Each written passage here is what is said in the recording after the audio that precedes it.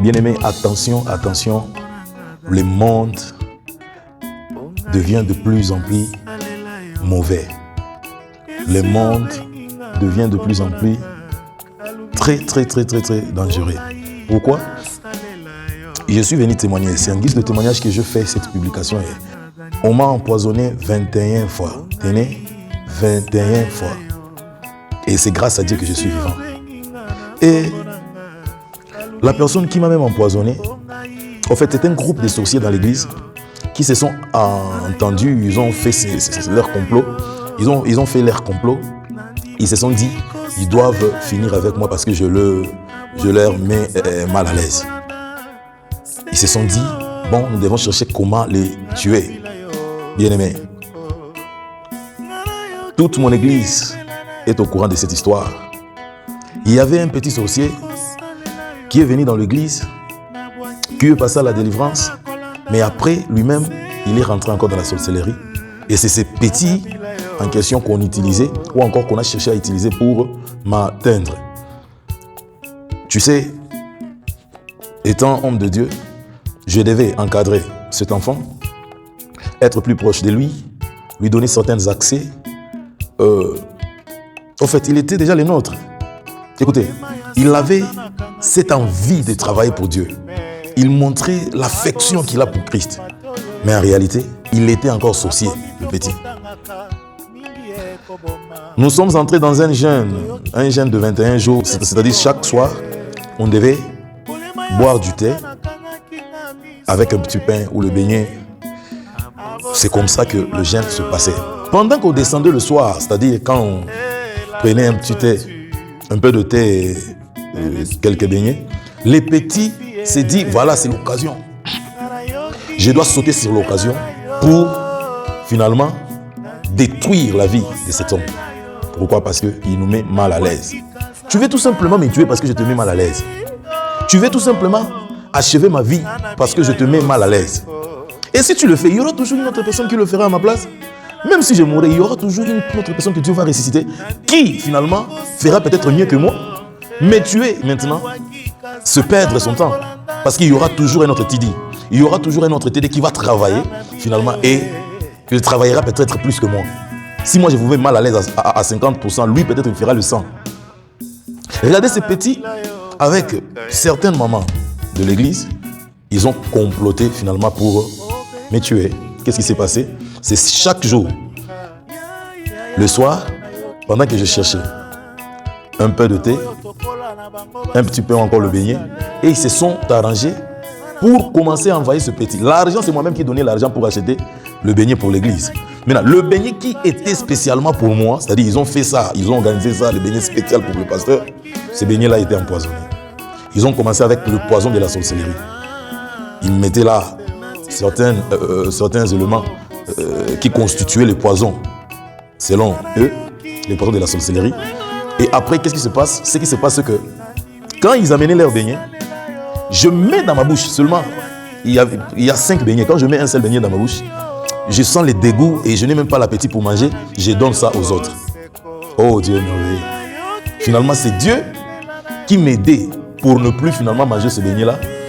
Et Dieu, comme ces beignets, selon la sorcellerie, étaient destinés que pour moi, alors ces poisons-là ne pouvaient que s'activer ou encore ne pouvaient que me tuer moi. Les autres qui mangeaient ça ne leur faisaient rien. Bien aimé. C'est chaque soir le petit partait. Quand il amenait le beignet, je n'ai pas l'appétit. Je mange un peu. Je laisse. Je mange un peu. Vous sentez seulement quand il amène le beignet, vous sentez, il y a un esprit qui te dit non, laisse passer. Même si tu sens que tu étais vraiment fatigué par rapport au travail, le Saint-Esprit te dit, il ne faut pas manger. Il ne faut pas manger. On donne ça aux autres. Tous mes collaborateurs et mes enfants, finalement, qui étaient avec moi, certains mangeaient, certains je ne sais pas. Et le 21 jours est arrivé au bout. Bien aimé. Pendant tout le 21 jours, ces petits sorciers, quand il témoigne, il dit, il faisait tout pour changer les poisons. Changer le poison, ça ne tenait pas. Et il est parti dire à leur grand maître, mais cet homme ne meurt pas. Il a déjà mangé quelques beignets, mais il ne meurt pas. Leur grand maître les dit, dans ces cas, nous devons mettre vraiment le véritable poison, le poison réel, c'est-à-dire le poison physique. Pas le poison de la sorcellerie, le poison physique. Ce poison physique était constitué de quoi? De certaines choses comme la moine. Et ils sont partis, ils ont acheté les beignets comme d'hab. Et pendant qu'on mettait cette moine-là, la moine, finalement on mélangeait ça avec le poison réel. Bien aimé, quand la Bible dit, s'ils boivent quelques breuvages mortels, ils ne leur feront point de mal. Bien aimé, la Bible n'a pas menti. Je l'ai vécu dans ma vie. Et c'est chaque jour que je mangeais ce poison. C'est chaque jour que j'ai mangé ce poison. Pendant 21 jours de jeûne, imagine, c'est depuis le matin que tu n'as pas mangé. Et le soir, juste on faisait ça après 19h, on doit manger quelque chose. Bien aimé, regardez comment est-ce que le diable a fait. Et finalement, quand on est arrivé juste fin du jeûne, j'étais dans mon bureau, je vois le petit entrer parce qu'il était plus proche de moi. Il était presque mon collaborateur. Le Saint-Esprit me saisit. Je vois une bague par terre. Je lui dis, oh, mais toi là, cette bague ici vient d'où? Le petit commence à trembler. Finalement, la bague, c'est son grand maître qui lui avait donné pour que je sois distrait, afin que le poison puisse réellement m'achever, me tuer. Et le Saint-Esprit lui-même saisit mon esprit et la parole de connaissance sort. Pourquoi tu m'as empoisonné? Et quand je dis ça, le petit a compris que je suis au courant de tout. Le petit s'ouvre. Il commence à me dire, c'est le grand maître qui m'a envoyé, c'est le grand maître qui m'a envoyé. C'est le grand maître qui m'a envoyé. Il y a quelques moments ici dans l'église, nous sommes convenus pour te tuer. Oh mon Dieu. Vous allez me tuer pour gagner quoi? Vous allez me tuer pour gagner quoi? Vous allez me tuer pour avoir quoi? Regarde comment est-ce que le diable était menteur. Même si vous me tuez, il y aura toujours un autre moi. Même si vous me tuez, il y aura toujours un autre plus que moi. Et maintenant, vous allez m'achever. Et après, il y a une autre personne qui sera mieux, qui fera d'ailleurs mieux que moi. Qu'est-ce que vous avez fait? Vous n'avez rien fait. Et le petit commence à dévaler tous les secrets. Et toute l'église était en larmes. Toute l'église pleurait. Pourquoi? Parce que on voulait achever leur père, leur coach, leur daddy. On voulait achever leur berger. Vous voyez? Bien aimé, les poisons dans nos églises aujourd'hui, c'est réel. Les sorciers ont abandonné les méthodes spirituelles pour achever les gens, pour tuer les gens. Parce qu'ils savent que spirituellement, nos esprits sont éveillés. Maintenant, ils amènent les tactiques physiques, le tactique matériel. Attention, bien-aimé, avec tes collaborateurs. Sois sûr que les collaborateurs que tu amènes avec toi, ils sont de Dieu. Ne sois pas distrait. Peut-être comme nous, on a cru au témoignage ou encore à la délivrance, à ce que le petit disait. Dieu nous a délivrés, Dieu m'a délivré. J'étais comme ça parce qu'il parlait de tout ça. Nous, on était au courant. Finalement, c'était un faux témoignage. C'était un faux témoignage. Lui-même, il savait qu'il ne s'est pas converti. Il ne s'est pas converti. Bien aimé, ne néglige pas ce témoignage, car ça peut t'aider. La Bible dit, dans 2 Rois 4, 38, quand Élisée revint de Gilgal, il y avait une famine dans le pays. Comme le fils des prophètes était assis devant lui, il dit à son serviteur, mets les grands pots et fais cuire un potage pour le fils des prophètes. Vous voyez? Ce que nous on faisait là, ça se faisait aussi à l'époque d'Élisée. Ils étaient là, en train de prier, écouter la parole de Dieu. Et après, l'homme de Dieu, Élisée, a donné cette initiative, qu'on organise la bouillie, qu'on puisse cuire quelque chose, un potage pour le fils des prophètes. Mais regarde ce qui arrive. L'un d'eux sortit dans le champ pour cueillir des herbes. Il trouva de la vigne sauvage. Il a trouvé de la vigne. Vous voyez? Il a trouvé de la vigne sauvage. Mais regarde ce que lui il fait. Et il y cueillit des coloquintes sauvages. Lui-même a choisi de cueillir les coloquintes sauvages. C'est-à-dire le poison. Lui-même a choisi de prendre le poison. Bien aimé, attention avec tes collaborateurs. Le poison est réel dans l'église aujourd'hui. Attention avec tes collaborateurs, le poison est vrai. Aujourd'hui, les sorciers ont changé de méthode. Ils ne tuent pas avec les armes spirituelles. Ils ne tuent pas, ils ne vont pas t'attaquer avec les armes spirituelles. Maintenant, leurs armes, bien aimés, c'est les armes physiques. Ils amènent un poison. Regarde, il prend des coloquintes sauvages. Vous voyez? Et il amène ça. La Bible dit, il amène ça plein dans son vêtement. Mais pourquoi il n'avait pas pris la vigne sauvage? Parce que son intention, c'était de tuer. Il voulait effectivement tuer. Il voulait vraiment tuer, bien-aimé. Quand il rentra, il les coupa en morceaux dans le pot où était le portage, car on ne les connaissait pas. Regardez, c'est ça notre problème. Nous travaillons avec les gens que nous ne connaissons pas.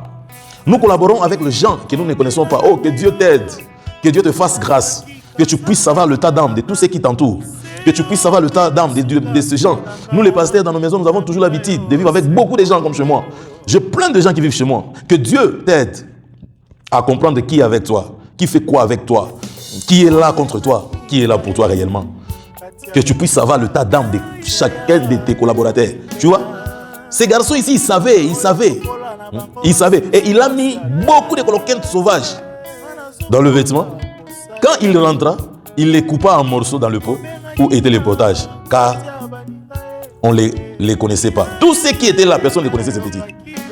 Personne ne connaissait ces gars. Personne ne les connaissait. Mais il était aussi l'un des fils des prophètes. Il était parmi eux. Il travaillait avec eux. Quand on a demandé, lui, il était plus zélé. Attention avec les gens qui sont plus zélés dans l'église. Attention avec les gens. Les sorciers, souvent, ils sont souvent très, très zélés. Tu cherches quelque chose, lui, il anticipe, il entre même dans ta pensée. Et tu dis merci Dieu pour m'avoir envoyé cet homme. Mais finalement, il est en mission. Le petit là qui m'avait empoisonné, il était prêt à tout pour moi. Ah oui, prêt à tout. Et chaque fois que je cherchais quelqu'un, il était le premier à se pointer. Quand j'imagine quelque chose, il est déjà là comme la solution. C'est-à-dire moi-même, je n'ai même pas comment faire. Je n'ai même pas comment faire. Mais regarde, la Bible dit, dans 40, on servit à manger à ces hommes. Dès qu'ils eurent mangé du potage, ils s'écrièrent. Vous voyez? Dès qu'ils ont mis ça dans la bouche, ils ont directement crié. La mort est dans la peau, attention les poisons. C'est ce que je fais aujourd'hui. Je suis en train de crier à un pasteur. Attention les poisons, aujourd'hui c'est réel.